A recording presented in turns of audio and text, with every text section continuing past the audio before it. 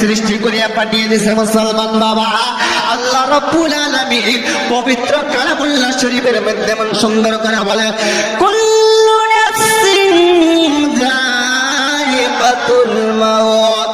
ও মুসলমান বাবারা, আল্লাহ রাব্বুল আলামিন বলে, যতগুলো নফস ওয়ালা বান্দা আছে, যত জানালা বান্দা আছে, আমার আল্লাহর নিয়ম, আমি কানুন বানিয়ে দিলাম, একদিন সব ব্যক্তির মৌতের স্বাদ গ্রহণ করতেই হবে।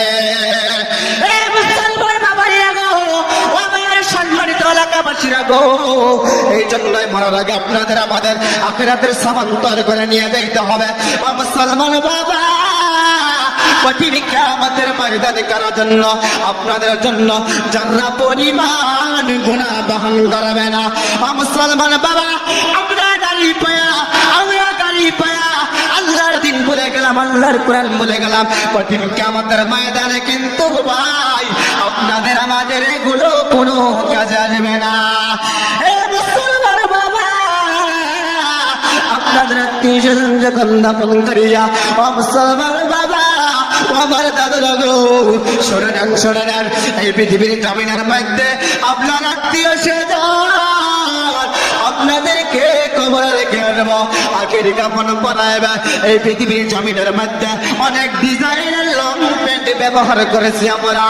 মুসলমান বাবা, কঠিন কিয়ামতের ময়দানে কিন্তু আপনাদের আমাদের কিন্তু এমন একটা অবস্থা হয়ে যাব, যার টেনশনে সে যে ব্যস্ত থাকবে বাবা।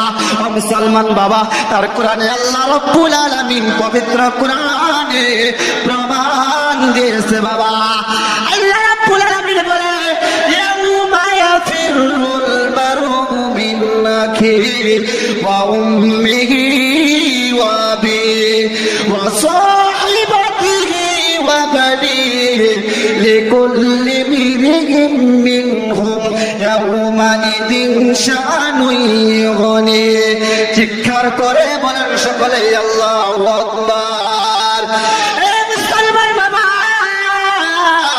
লক্ষ্য করেন, খেয়াল করেন, কঠিন কিয়ামতের ময়দানে এই পৃথিবীর জমিনের মধ্যে বা এমন একটা মায়ার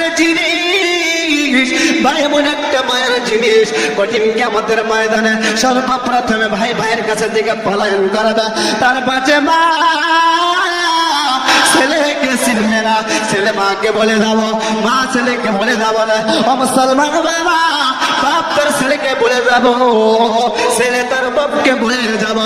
এই পৃথিবীর জমিনের মধ্যে এমন একটা মায়ের জিনিস তিনি গো মুসলমান বাবা, সেই কঠিন কিয়ামতের ময়দানে কিন্তু আপনার স্ত্রীও আপনাকে চিনবে না।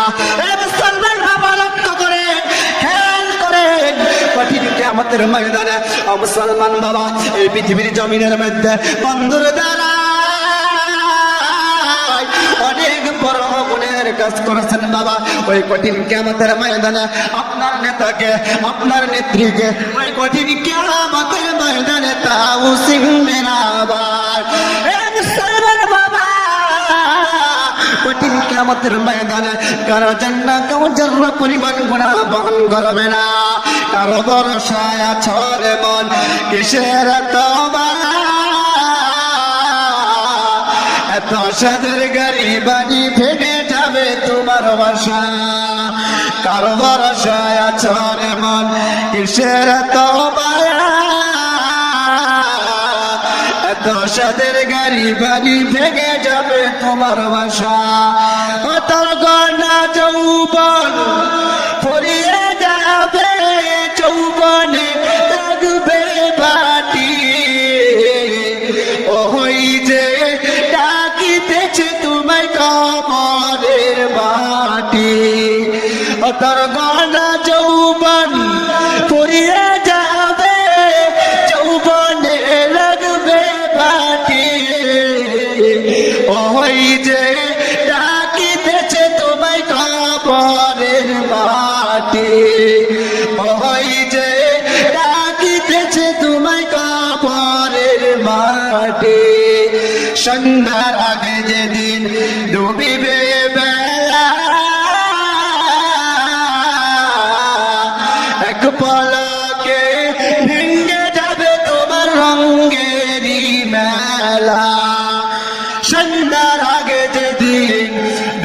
দিবে বেলা, এক পলকে ভেঙে যাবে তোমার রঙেরই মেলা।